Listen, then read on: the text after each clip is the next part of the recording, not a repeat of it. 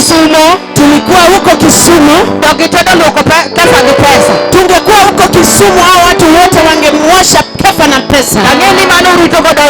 Na hiyo mnasubiri nayo ingi. Na hata wa Kisumu ambao wamekuja wachache wamebariki tayari. Inua mikono kwa Yesu. Nataka tuabudu Mungu tena mjukuu wako. Huyu ndio Yesu ambaye ametufanya binadamu. Kama sio yeye leo, hata wewe haungekuwepo. Inua mikono kwa Yesu mwaminifu.